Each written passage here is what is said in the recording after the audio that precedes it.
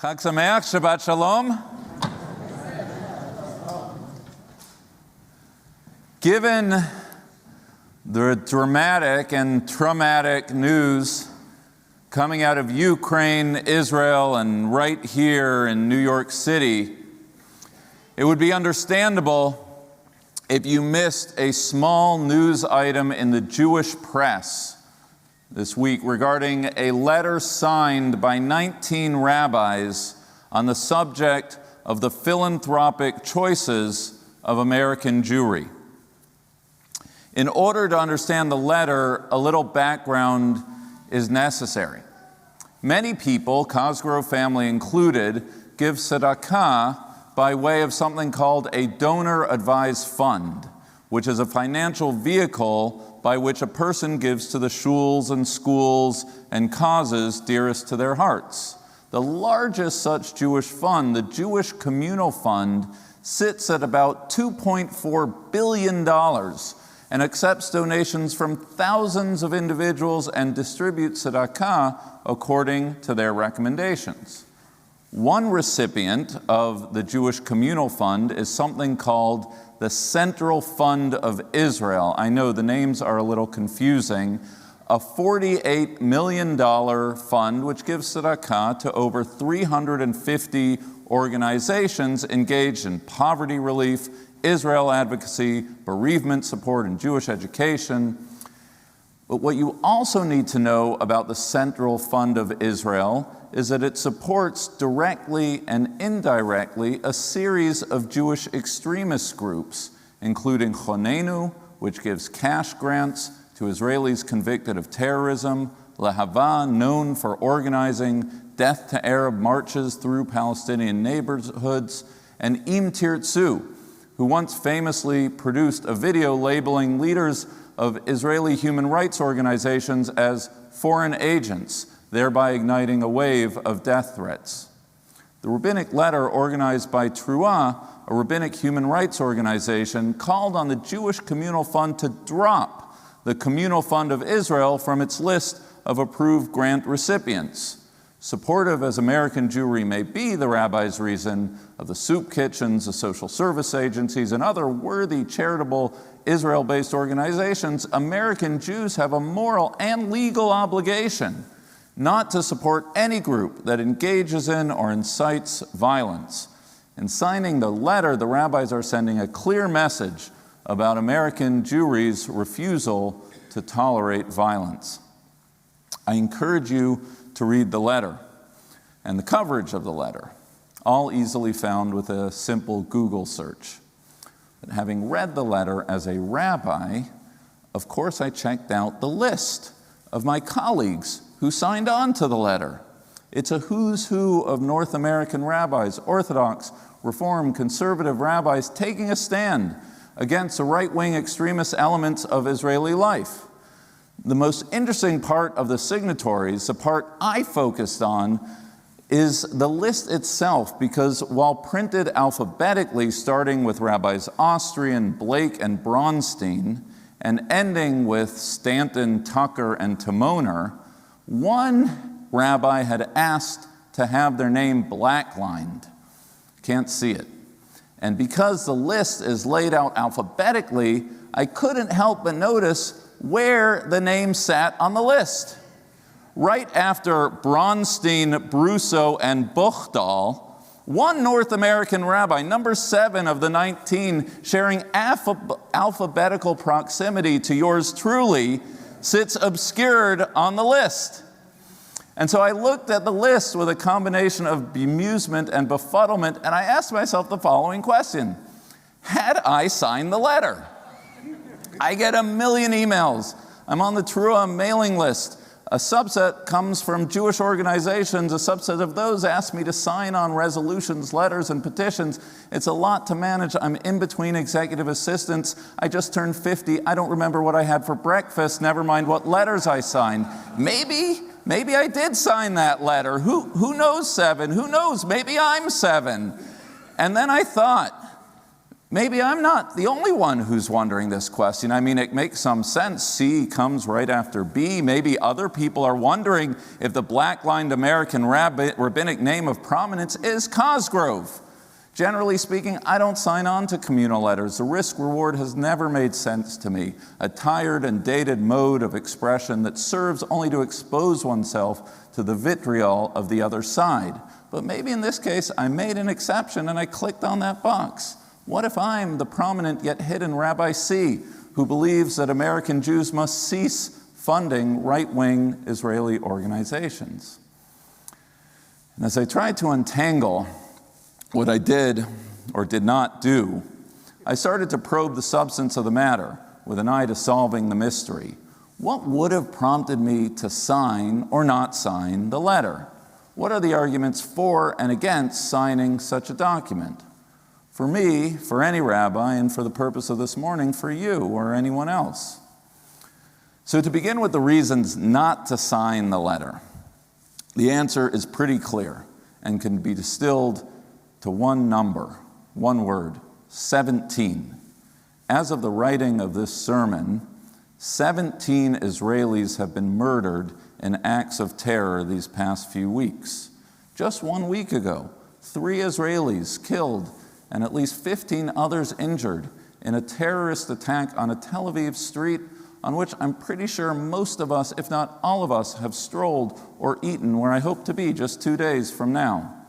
Whether coordinated or copycat, I'll leave to Israeli intelligence, but to anyone with eyes to see, the elevated threat of the moment is clear as day, a recrudescence of indiscriminate attacks on Israeli civilians. Is this really the moment for American Jews to take a swipe at Israel?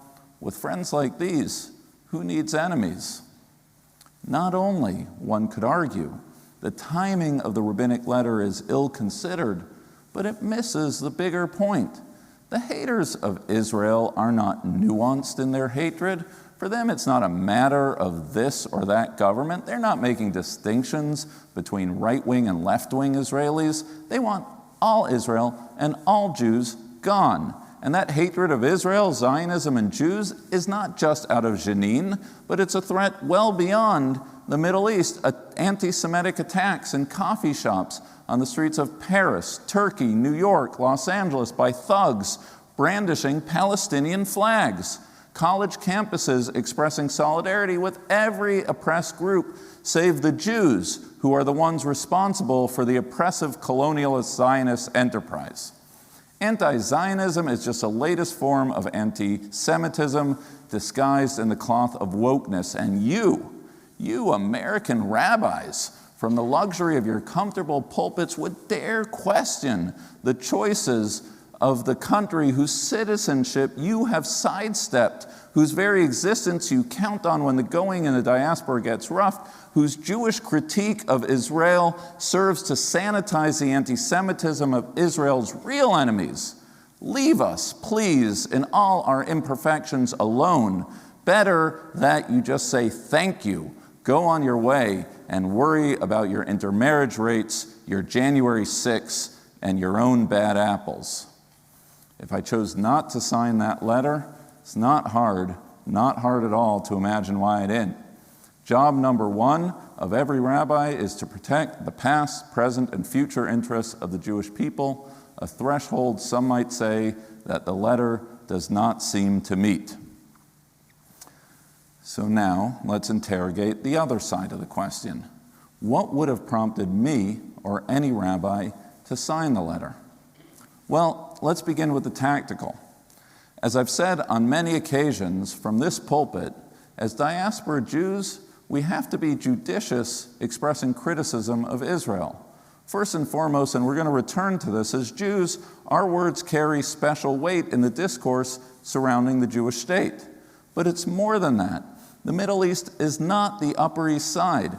If we want to be full stakeholders in the story of the sovereign Jewish state, we can do so by making Aliyah. Having chosen not to do so, we are, if you will, limited partners in that enterprise. But this letter is not about that. It's about philanthropy, one of several legitimate ways diaspora Jews express their love and engagement for Israel.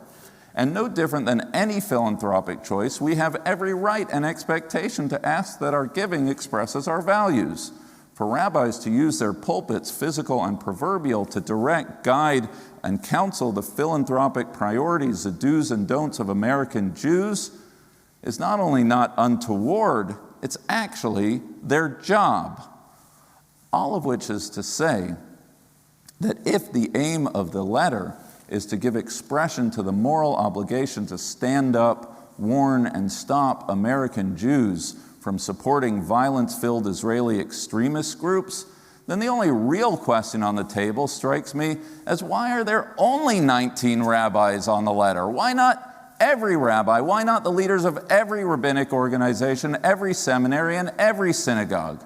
To fund those who have funded violence against Palestinians, who have participated in violent attacks on IDF soldiers evacuating illegal settlements, who have trained vigilantes in the West Bank? No, thank you.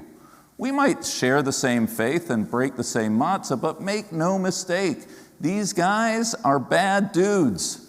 Not only should we not fund them, but we should be actively calling them out. Just the other day, the far-right Israel leader Bezalel Smotrich said that Knesset members of the present coalition should be turned away from synagogues, a statement which was correctly called out by the Prime Minister as the very talk that resulted in the destruction of the temple, and I would add the assassination of Yitzhak Rabin. Just yesterday, 6 Jews were arrested for their plans to offer a sacrifice on the Temple Mount ahead of Passover, a provocation anytime, all the more so during Ramadan. Why was there violence on the Temple Mount yesterday? Because rather than seeking calm, extremist elements are doing everything they can to provoke, incite, and inflame a series of false flag incidents, if you will, with deadly consequences. As Jews, we dare not be silent when it comes to Jewish extremists, not just because as Jews we have a better chance to impact the Jewish discourse than the Arab one. No different than we expect Muslims to call out radical elements of Islam, all Jews have an obligation to call out extremist elements of the Jewish people. We have a moral obligation to do so, and we have a political and educational responsibility to do so.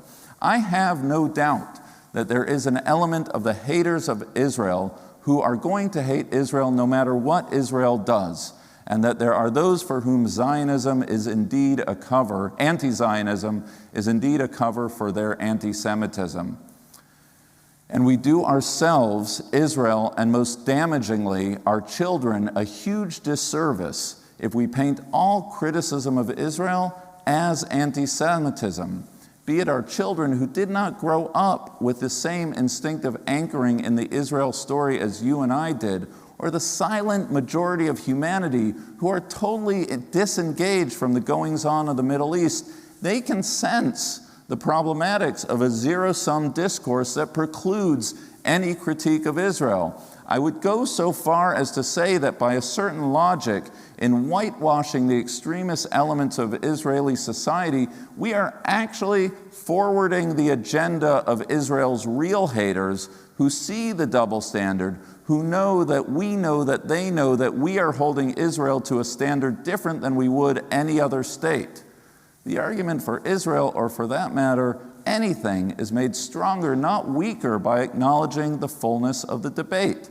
No different than the house of Hillel, whose opinions carried the day over those of the house of Shammai because he would state the opposing view before he stated his own, so too when it comes to Israel. In identifying the other side and naming the excesses, extremisms, and intemperances of Israeli society, those letter-signing rabbis are giving voice to a love for Israel that makes space for the yes and, a love of Israel that can withstand the debates of the day and the challenges of the Jewish generations yet to come. Why would I or any rabbi sign that letter? Easy. There's no greater act of love one can perform in this world than to tell that person, that people, or that country that you love most that you believe what they are doing is not in the best interest of their short, long, and medium-term health. Last night, we all sat down at our Seder tables, And this evening, we're going to do so once again. It's always struck me as significant that the same story that reminds us that in every generation, someone rises up to destroy us as Pharaoh did, that asks us to pour out our wrath on those who hate us, is the same story, the same Haggadah, that teaches us Ahavat Hager, that we were once strangers in a strange land, and thus we have empathy and love for the stranger in our midst, wherever we are, especially where Jews have power, namely the sovereign state of Israel. It's not an either or, it's a both and, in the Haggadah and as a Jew, to be eyes wide open, vigilant, and on guard against the external threats we face, and to know that as Jews we remove drops of wine with every plague, our spiritual integrity demanding empathy with the condition of the other, even and especially if that other directs their enmity towards us. This is the double helix of our spiritual DNA. This is what it means to be celebrating Passover. This is what it means to be a Jew. Did I sign that letter? Was I the black-lined Rabbi C. seventh signatory? Well, if you think I'm going to tell you, then you must be new to the synagogue. But perhaps the point is for you to interrogate how you feel about what I did or did not do. Would you be proud if your rabbi signed that letter? Are you disappointed if I didn't? Why is it that you feel the way you do about what that does or does not say about me, but about you?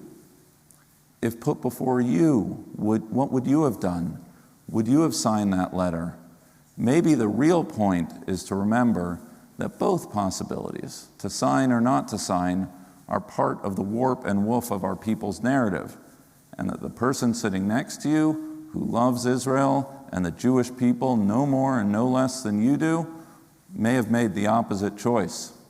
And then, maybe, just maybe, in the spirit of Passover, we take a deep breath and acknowledge that all of us are children of the same story, sitting at the same Seder table, telling the shared narrative that has kept our people together from generation to generation. Shabbat Shalom, Chag Sameach.